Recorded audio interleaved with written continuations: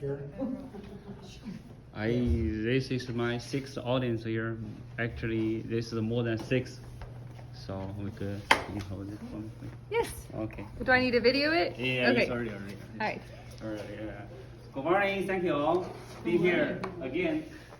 And today I'm gonna give a persuasive speech for my human communication class, CA105 with Park University. It's only take like 5 minutes for everyone. Okay. Thank you for your time. Okay. And this topic we're going to talk about the social media awareness. For the last 3 years, we already been practice safe social. But how about the social media apps? We have the awareness. So, have you been stressed out recently, or have you checked your social media app many times a day? So the use of social media will bring us many adverse effects on our mental health, and even directly lead to common mental illness such as depression and anxiety disorders, etc. Sharing our lives on social media bring us many benefits close to our friends, close to friends, close colleagues, make them work more efficiency. But therefore, I hope we can use social media in moderation and take time to embrace real life. And from the Frontier in Public Health 2022, the article, The Relationship of Social Media Addiction with Internet Use and Perceived Health, says some scholars believe that excessive use of social media or even compulsive social media use in such an extreme situation may produce similar results to those of past traditional substance addictive. And also there's, I'm gonna give you some numbers from the Beckland Medical Center on the article, The Social Dilemma, Social Media and Your Mental Health. Give us the numbers is, according to Pew Research Center, 69% of adults and 81% of teens in the United States use social media. This put a large amount of the population at an increased risk of feeling anxious, depressed, or illness over their social media use. Now I have already gone over with the main idea of this, in this speech. Okay, let's start with addictive. Social media is addictive. In 2021, Christine S. on her research article says the effect of social media on the mental health states social media apps and websites have the same kind of effect on the brain as playing slot machine. Since you don't know the content you will see until you open the app.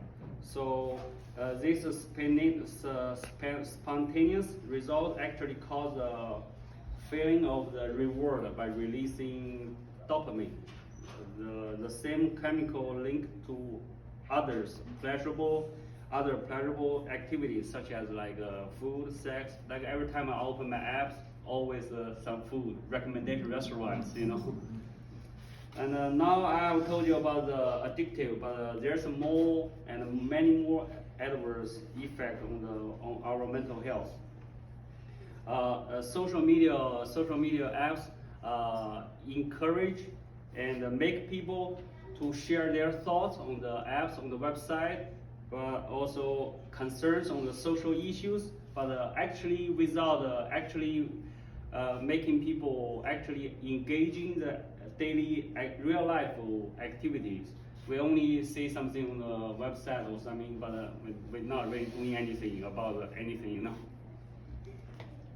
Meanwhile, social media may exaggerate the phenomena. So something maybe it's not a big deal, but people making a big deal. And also the algorithm of the social media will show the contents. You only see what you want to see. And the price for that, you're gonna become more and more close in the circle. You're not getting anything new, So we are so obsessed that we have response on the Instagram or Snapchat when we participate, which leads me to the third point, comparing ourselves to the others.